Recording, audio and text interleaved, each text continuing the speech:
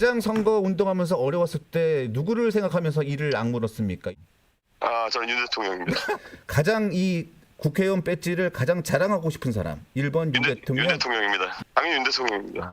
그런 얘기는 무의미한 거죠. 본인들이 건전하지 않은데 저희 개혁신당이 어떻게 국민의힘과 뭘 같이 할 수 있겠습니까? 불가능한 이야기고요. 네. 저희는 거듭 말씀드리지만 대통령을 보유하지 않은 선명한 개혁 성향의 야당이고 범야권이다. 명확하게 말씀드립니다. 네, 이준석 대표가 사수 끝에 살아 돌아왔습니다. 지역구 의석 그리고 비례대표 의석까지 다 얻게 되면서 총 3석을 가져가게 되는데 이런 반전의 결과를 얻게 된 이유는 어디에 있다고 보시나요? 뭐 운과 실력이 결합된 거죠. 네. 일단 뭐 이준석 대표가 지금 당선이 돼서 살아 돌아왔기 때문에 그 선거운동 잘 한 것은 객관적으로 뭐 평가를 해야 됩니다. 그다음에 공영훈 후보의 그 아들, 딸에 대한 증여 논란이 있었죠. 그 네. 부분이 전국에서 가장 평균 연령이 낮다고 하는 그 화성을 유권자의 정서를 크게 자극한 측면이 있습니다. 그 군대에 가 있던 병장인 아들이 건물을 토지거래 허가구역 실시 하루 전에 증여받아서 결국 30억대 건물주가 됐다는 거 아닙니까? 또 아들만 증여를 받은 게 아니고 딸도 일부 증여를 받았다고 하는 것을 그 라디오 토론 과정에서 공영훈 후보가 실토를 했죠. 네. 그런 부분들이 복합적으로 작용을 해서 당선이 됐다고 보여집니다. 그런데 이준석 대표도 그렇고 여러 다른 당선자들도 보면 윤석열 대통령과 굉장히 대립각을 세웠던 그런 인물들이 대거 당선이 됐거든요. 이 부분은 선거에서 어떤 영향을 끼쳤다고 보시나요? 그런 부분도 표심에 일정 부분 영향을 미치긴 했겠죠. 네. 그러나 기본적으로 선거는 누군가를 반대하기 위해서 투표하는 분들이 많고 그 지역의 후보는 공영훈 후보와 결국 이준석 후보 간의 대결이었기 때문에 네. 공영훈 후보의 그 증여 논란으로 인한 그 정서적인 부분, 이 해당 지역 유권자들의 선택에는 영향이 컸다고 보여집니다. 그러면 이번에 그러니까 조국 혁신당도 마찬가지고 이준석 대표나 개혁신당도 마찬가지인데 특히 이제 이준석 대표 지금 야권 그러니까 쉽게 말하면 민주당을 찍기는 싫어. 근데 윤석열 대통령을 비롯한 정권 심판은 하고 싶어. 그 부류가 조국 신당과 그다음에 조국 혁신당과 그다음에 이준석 대표가 있는 이 개혁신당을 찍었다라는 해석이 좀 많습니다. 그러니까 이준석 대표는 윤석열 정부의 반대쪽에 있는 이제 본인도 얘기하셨지만 야권에 있는 상징성으로서 유권자들이 표를 줬다는 해석이 가능한 거예요? 그런데 그렇게 보기에는요. 개혁신당의 정당 득표율 그리고 개혁신당의 나머지 42명의 지역구 후보들의 득표율이 그렇게 유의미하지 않지 않습니까? 예. 정당 득표율은 뭐 4%를 넘지 못했고 나머지 지역구에서 당선된 분도 없고 제가 알기로는 선거비용 전액 보전 받은 분도 기억이 안 나거든요. 그렇기 때문에 그 이준석 대표가 뭐 윤석열 대통령과 대척점에 있다는 점을 크게 평가받아서 그런 성적이 나왔다고 보기는 어려운 것 같아요. 오히려 예. 근데 제가 이제 질문을 드렸던 요지는 뭐냐면 지금 우리 송 변호사께서 이준석 대표가 운도 좋고 그러니까 젊은 유권자들이 있는 곳을 잘 골랐고 또 이제 상대 유력했던 민주당의 공영훈 후보가 여러 가지 편법 증여 논란이 있었기 때문에 된 거 아니냐 이렇게 이제 말씀을 하시는데 그게 아니라 윤석열 정부의 정권 심판론을 더 강하게 민주당 후보보다도 더 강하게 얘기해서 된 거 아닌가? 그 부분은 어떻게 해석을 하고 계신가? 그런데 그걸 제가 이제 실제로 화성을 지역에서 이준석 후보가 캠페인을 어떻게 했냐면요. 예. 그 100개 정도의 아파트 단지에 대해서 하나하나 다 동영상을 찍었어요. 네. 그 마이크로 타겟팅을 해서 내가 이 동네에는 뭘 해주겠습니다. 이 동네에는 뭘 해드리겠습니다. 이거를 며칠에 걸려서 그 동영상을 찍고 그런 걸 이제 유튜브나 유튜브 쇼츠로 올렸다고 하더라고요. 그러니까 실제 캠페인 과정은 정권 심판론을 메인에 두고 한 것이 아니고 정말로 그 지역 유권자들의 정서를 정확하게 파악해서 타겟팅을 잘했습니다. 그래서 제가 아까 말씀드린 부분이 운과 실력이 결합이 됐는데 그 이준석 후보가 선거운동 잘한 것은 객관적으로 평가해줘야 된다. 그렇게 말씀드린 지역적 겁니다. 특성을 그렇습니다. 잘 고려해서 선거 전략을 짰다. 실제로 그냥 그- 무조건 반대 윤석열 이게 아니고. 예, 그렇습니다. 실제로 그 캠페인 과정은 사실 국민의힘에서도 좀 보고 참고해야 될 부분들이 있습니다. 조 위원장님. 그 앵커께서 말씀하신 것처럼 윤석열 대통령과 각을 세운 부분, 이준석 의원이 그 부분 좀 컸다고 봅니다. 왜냐하면 윤석열 대통령께서 우리한테 국민들한테 전 국민한테 각인된 게 누구한테도 무릎 꿇지 않는 강골 검사 이미지로 저 대통령 자리까지 간 거라고 저는 생각하거든요. 근데 그런 대통령한테 그 서슬퍼런 권력 앞에 맞짱 뜨는 순간 대통령급의 그 권력 지도자로서 자리매김을 전 했다고 보여집니다. 그래서 이준석 대표 같은 경우는 이 태양에 맞서서 스스로 빛을 내는 발광체가 됐다면 한동훈 비대위원장은 반사체로 머물렀기 때문에 실패했다고 보고 이준석 의원은 성공했다고 보여지는데요. 그런데 이런 이준석 대표가 지금 윤석열 대통령과 각을 세우면서 이렇게 성장을 했고 그런 앵커에서 말씀하신 것처럼 그 각 세우고 윤석열 대통령을 비판한 부분 이런 것이 지금 이준석 대표 반 이상이라 되고 그게 선거에 저는 기본적으로 영향을 미쳤다고 근데 이제 본인도 그렇고 천하람 이제 이번 당선자도 마찬가지지만 자기들은 절대 범여권이 아니다. 범야권이다. 개혁 성향이 강한 범야권으로 봐달라 이렇게 이제 강변을 하고 있는데 그러나 많은 사람들은 뭐 뿌리가 그쪽이다 보니까 결국은 국민의힘과 합쳐지지 않겠느냐. 합쳐지게 될 경우에 아까 이제 우리가 포스트 한동훈 얘기를 하면서 여당을 이끌고 갈 차기 지도자가 누구냐라는 조건들 쭉쭉쭉쭉 얘기했잖아요. 그 조건에 어쩌면 가장 잘 부합하는 인물이 또 이준석 아니겠느냐라는 해석도 많은 분들이 해요. 두 당이 그러니까 이준석 대표가 국민의힘과 같이 한 몸이 다시 될 가능성은 전혀 없어요.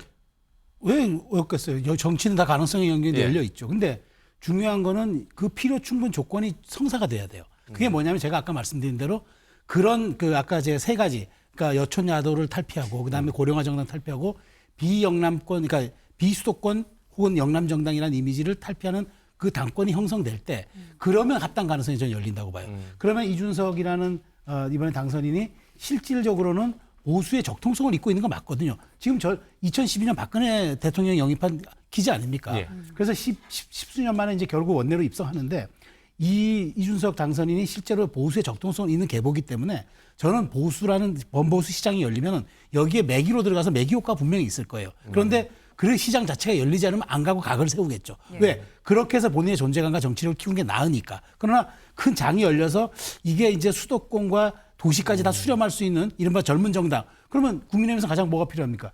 2대남들의 가장 지지를 받는 이준석 대표가 전략적으로 필요한 거예요. 그러다 보면 그게 이게 뭐 서로 이제 이해와 요구가 맞아 떨어지는 케이스겠죠. 근데 그런 지점들이 저는 대선을 앞두고 열릴 수 있다고 보는데 지금은 아닐 것이다라고 단언합니다. 정치 지형상으로 보면요. 그러니까 지금 대통령을 보유한 당이 여당이잖아요. 그렇다고 한다면 이준석은 대통령을 보유하지 않았으니까 야당이 맞죠. 그러나 선명한 야당이냐. 예, 선명한 야당. 근데 문제는 이제 이념적 성향으로 봤을 때는 보수 정당을 표방하고 있잖아요. 사실 어떻게 보면 개혁 보수라는 측면에서 본다고 한다면 같은 뿌리이고. 그런데 저는 앞서 송영민 변호사 말씀은 그러니까 사실 정권 심판론보다는 사실은 화성을에 지금 맞춤형 공약을 통해서 했다고 하지만 이 화성을이라는 지역 자체가 민주당의 사실 안방과 같은 곳이거든요. 그러니까 소위 말해서 정권 심판은 디폴트 값으로 갖고 있는 지역이에요. 그래서 그걸 바탕으로 해서 맞춤형 공약을 해서 갖고 왔기 때문에 거기에도 정권 심판의 그 일종의 기제는 분명히 작용을 했다는 것이고 그런 부분들을 효과적으로 그러니까 끌어올 수 있는 능력 이것이 바로 이준석의 능력인 거죠. 그런데 문제는 앞으로 향후 지금 대선 국면에 대한 이야기를 하시는데요. 저는 결국 만약에 개헌이 되지 않는다고 해서 개헌을 통해서 결선 투표제가 도입되지 않는 이상 아마 이준석 대표도 결국은 지금 보수 단일화의 상황으로 내몰릴 수밖에 없을 거라는 생각이 들어요. 그렇다고 한다면 앞서 최수영 평론가께서 말씀하신 것처럼 이 국민의힘이 변해서 그러한 상황이 된다고 한다면 오히려 이준석 대표가 손을 내밀면서 같이 한번 일합을 겨루자고 이야기를 할 수 있을 것이고 그러지 못하고 국민의힘이 국민들로부터 외면받는 상황이 된다고 한다면 오히려 국민의힘에서 먼저 이준석 대표 우리를 위해서 한번 같이 와서 한번 해주십사. 그건 지난번 대선 때도 국민의힘에서 사실 적합한 후보가 없었기 때문에 직전 검찰총장이었던 윤석열 총장을 영입한 케이스하고 비슷한 케이스로 간다고 보면 되는 것이죠. 그런 상황이 된다고 한다면 이준석 대표 입장에서도 사실은 보수 단일화에서 자기가 보수 진영의 완탑으로서 대선에 나가는 상황이라고 한다면 그걸 굳이 마다할 이유는 없지 않을까 생각이 듭니다. 마지막으로 다른 제3지대에 있었던 당들 잠깐 살펴보겠습니다. 네.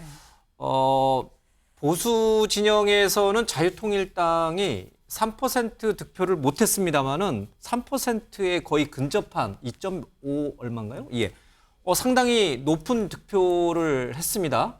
그리고 이쪽 진보 진영에서는 녹색 정의당이 한석도 못 오고 심상정 대표가 결국 사퇴하는 일이었습니다. 진보당이 뭐 한석을 갖긴 했습니다만은 굉장히 21대 국회에 비하면 이 소위 말하는 진보라고 하는 이 색깔 자체가 아주 사라지다시피 옅어졌어요. 자, 한쪽에서는 자유통일당이 커오고 있고 이쪽 반대쪽 스펙트럼 반대에 있는 진보는 소멸해 가고 있는 그런 현상은 어떻게 해석을 해야 됩니까? 뭐 진보의 블록화 현상이 이제는 좀 이루어지고 있다고 보고, 예. 그러니까 진보의 블록화 중에서 이제 해체 수순으로 간 게 이제 말하자면은 이제 녹색 정의당 아닙니까? 예. 근데 녹색 정의당이 저는 몰락은 이렇게 봐요. 지금 몰락이라는 표현이 좀 미안스럽긴 하지만 어쨌든 이번에 그 원내 진입에 실패했으니까 그거는 저기 3등 정당이 1등 정당 흉내를 냈기 때문이라고 봐요. 그러니까 자기들만의 정체성을 더 공고했어야 예. 하는데 백화점식으로 이것저것 기성정당 흉내를 내다가 결국 이제 그 소멸의 길로 갔다고 보고, 자유통일당 같은 경우에는 이번에 캠페인이 주요했던 것 같아요. 말하자면 28 찍자라는 게 이제 28 청춘이라고 그래가지고 지역구는 2번, 비례는 8번이라고 이제 얘기를 했단 말이죠. 예. 그래서 나중에 이게 국민의힘이 소송까지, 그러니까 소송이 아니라 이제 고발까지 막 했단 말이에요. 그래서 그게 이제 어쨌든 작용했어요. 왜냐하면 너무 많은 표를 국민의힘에 주고 나면 국민의 미래보다는 우리가 표를 더 갖는 게 맞다라는 식으로 이제 얘기를 예, 했단 예. 말이에요. 그런 것들이 이제 좀 막혔던 측면이 있지. 저는 이거를 하나의 추세 혹은 경향성으로 보기에는 너무 이르다. 그러니까 저는 이 부분은 캠페인에 대한 어떤 그 약간 전략의 차원을 봐야 될 것 같아요. 아니 근데 그 부분은 사실은 지금 보면 아까 진보가 몰락한 것처럼 보이지만 그렇지 않습니다. 사실은 그러니까 지역구 한 석이고 그리고 지금 더불어민주연합에 진보당 몫으로 2석이 지금 확보가 돼 있거든요. 예. 그렇기 때문에 3석이 됐어요. 그렇다고 한다면 이 진보당이 과거 그 헌법재판소에 있어서 정당 해산이 됐던 통합진보당의 후신이라는 이야기들이 많잖아요. 그렇다고 한다면 좌쪽의 극단적인 이 정치 세력이 이제 원내로 진입하는 상황이에요. 그리고 사실 이 오른쪽에 또 극단적인 세력이 자유통일당인데 이 자유통일당이 거의 원내 정당화 될 뻔했잖아요. 그만큼 한국의 정치 이념 스펙트럼이 점점 더 다양해지면서 그 문제는 양측의 극단 세력들이 점점 우리가 알지 못하는 사이에 상당히 쑥쑥 커나가고 있다. 이 상황을 우리가 주시해야 돼요. 데이터를 좀 정확하게 봐야 되는데요. 자유통일당 이번에 전혀 성공을 못했습니다. 최종 득표율이 2.26%인데요. 2.26. 예, 근데 자유통일당보다 더 원내 진입에 근접했던 당이 있습니다. 2016년에 그 기독자유당이 2.63% 얻었거든요. 당시에 이윤석 전 의원이 비례대표로 그 당에 출마도 했었습니다. 기억이 나실 텐데요. 그래서 이미 3%에 먼저 근접했던 당이 있는데 8년 뒤에 그 성적도 뛰어넘지 못했다는 점에서 저는 이게 뭐 크게 유의미한 득표라고 보기는 어렵다고 생각합니다. 3%를 넘지 못하니까 그렇게까지 의미를 둘 필요는 없다. 8년 전보다 오히려 못하니까요. 한국 사회가 지금 이제 양당 중심의 정치 체제로 바뀌고 있지 않습니까? 이제 영국이라든지 미국 같이. 근데 그게 이제 저는 뭐 그게 시대적인 추세라고 생각을 합니다. 왜냐하면은 진보 정당들이나 이 보수가 시간상 저희가 좀 그 말씀은 네. 다음 주에 한번 좀 더 듣도록 하겠습니다. 우리 네네. 조 부위원장. 예. 네. 뉴스아이드 여기서 마치도록 하겠습니다. 시청해주신 여러분 고맙습니다.